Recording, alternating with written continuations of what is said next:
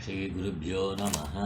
हरि ओम। पूर्णमद पूर्णमिदं पूर्णात् पूर्णमुदच्यते पूर्णस्य पूर्णमादाय पूर्णमेवावशिष्यते।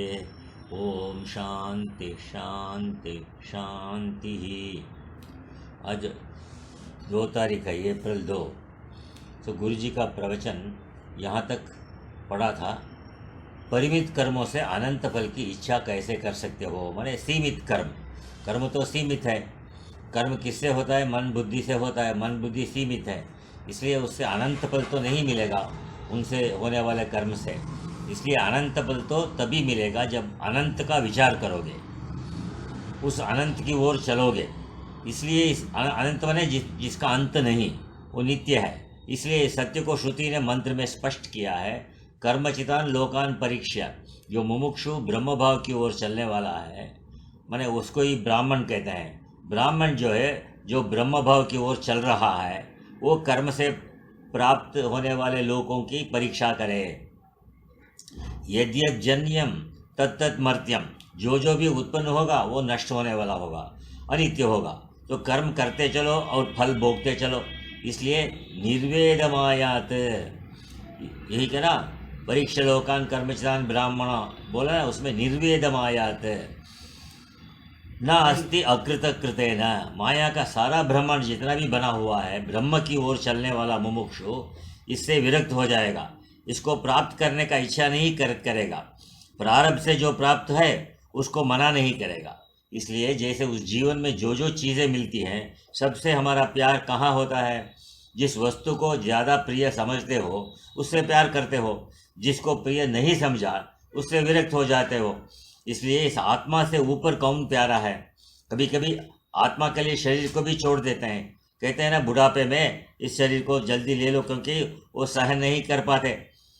तो इसलिए हमने देखा है, ऐसी उस सच्चिदानंद स्वरूप आत्मा को कर्म के द्वारा तुम प्राप्त नहीं कर सकते हो। न अस्ति अकृत कृतेन। कृतेन माने कर्मणा।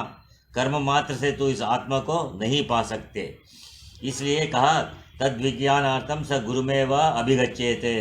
आत्मा का विज्ञान प्राप्ति के लिए समित पाणी ही श्रोत्रियम ब्रह्मनिष्ठम। इस आत्मा को तो गुरु से और शास्त्र से जानो, गुरु की शरण में जाओ।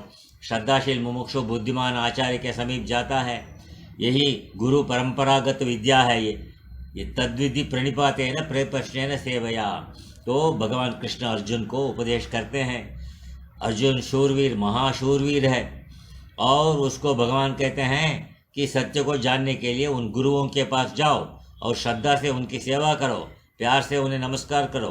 कोई जैसा ऐसा जिज्ञासु भक्त भी होता है जो सेवा करता तो है, पर कभी कुछ पूछता ही नहीं। पूछेगा नहीं तो क्या बताएंगे क्यों बताएंगे? तो देवर्षि नारद का इतिहास आप सब जानते हो। नारद की तीनों लोकों में अनवरत गति है, अनअब्स्ट्रक्टेड मूवमेंट, अनवरत गति। तीनों लोकों में अबाध गति है, घूमते हैं, घूमने में स्वतंत्र हैं। तो इस मन को नारद समझो। ये मन भी घूमता है ना, तीनों कालों में घूमता है, तीनों शरीरों में घूमता है। इसलिए इसका अनवरत गति है तीनों लोक में। आज भी तुम्हारे अंदर बैठा है। नारद का स्वरूप कैसा है? खड़ी लंबी चोटी। क्या है? माने स्टिफ चोटी, वीणा हाथ में। ये लंबी चोटी वासना है, और 5 ज्ञानेंद्रिय वीणा का पंचतारा हैं, जो ये विषय इंद्रियों को नचाते हैं। 5 को रूप के सामने नचाते हैं, आंख को, कान को शब्द के सामने नचाते हैं, सो दिव्य संगीत के सामने नचाते हैं, रसाल पदार्थों के सामने रसनेंद्रिय को नचाते हैं। तो ये इंद्रियां नाचने लग जाती है अपने अपने विषयों के सामने। रूप को आंख से पकड़ते हैं। क्या ये आंख चमचा है? ये नारद जो है, तुम्हारा मन, ये तीनों लोकों में घूमने वाला है। नारद शब्द का अर्थ है नारम ददाति इति नारदः। आपो नारा इति प्रोक्ताः तत्र अयनम यस्य तदपि नारद। अप मने पानी, इसको नार कहते हैं, पानी को नार। तो उसके अंदर जो बिस्तर लगाकर बैठा है उसको नारायण कहते हैं। नार क्या हुआ? विष्णु व्याप्नोति सर्वम इति विष्णु। जो सबको व्याप्त करके बैठा है वो विष्णु है। तो इस विष्णु पद को देने वाला, प्राप्त कराने वाला नारद। उस मन से तुम विष्णु पद को प्राप्त कर सकते हो मन से, क्योंकि मन में ही विष्णु बैठा है। इंद्रियाणां मनश्चास्मि कहा कृष्ण ने भगवत गीता में। तो ईश्वर तो मन में अंतर्यामी रूप से बैठा है, तो ये मन तुम्हें विष्णु पद तक पहुंचाने वाला है। इसलिए नारद को एक दिन कैलाश पर्वत पर पहुंच गए, तो पार्वती अकेली बैठी थी, भोलानाथ नहीं गए हुए थे। नारद जी की आदत थी कि कहीं किसी को छेड़ना, कभी किसी को, और फिर चुपचाप देखना। पार्वती जी से बातें करने लगे। पार्वती से बोले, जानती हो शंकर जी के गले में जो मुंडों की माला पहनते हैं वो कहाँ से आई? जब जब तुम्हारा जन्म हुआ तुमसे उनका विवाह हुआ, जितना जीवन तुम उनके साथ रही, जब शरीर छोड़ा तो तुम्हारी खोपड़ी निकाल कर गले में डाल दी। तो इतना तुमसे प्यार था भोलानाथ का।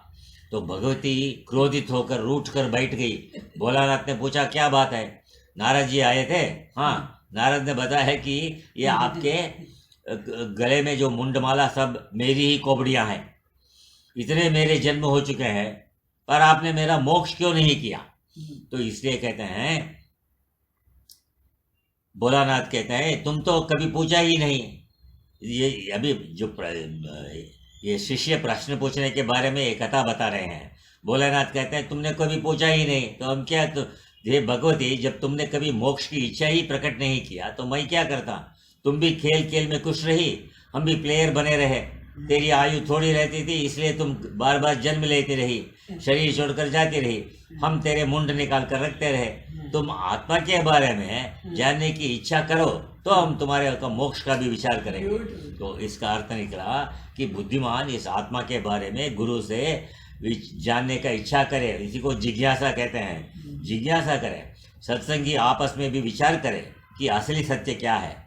जो आज देखा वो कल नहीं। बच्चे से कुमार, कुमार से जवान, और जवान से बूढ़े हो गए। ये बुढ़ापा कहाँ से आ गया?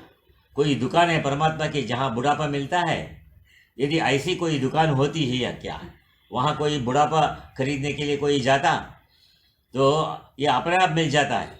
जरा आगे चलकर तो देखो, भगवान कहते हैं, परिप्रश्नेन सेवया उपदेक्षन्ति ते ज्ञानम ज्ञानिनः तत्वदर्शिनः। ज्ञानी है और तत्वदर्शी भी है।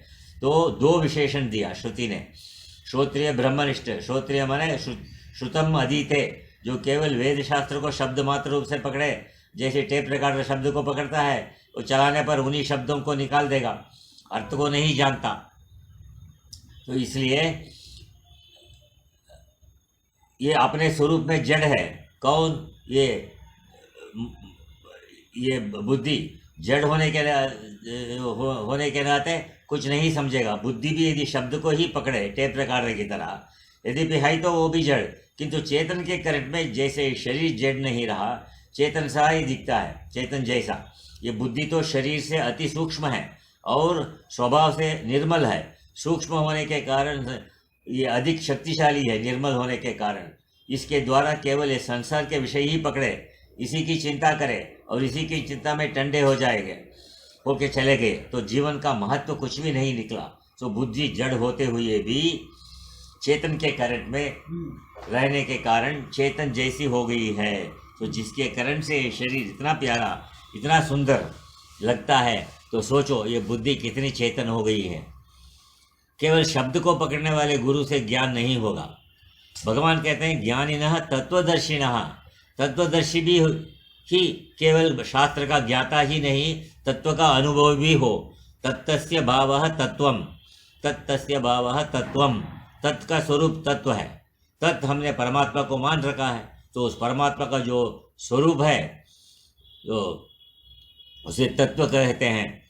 भगवत गीता में भी कहा है, ओम तत् सत। ये परमात्मा का नाम है, स्वरूप है। आंख से जिसको देख नहीं सकते, न अपरोक्षम अहम।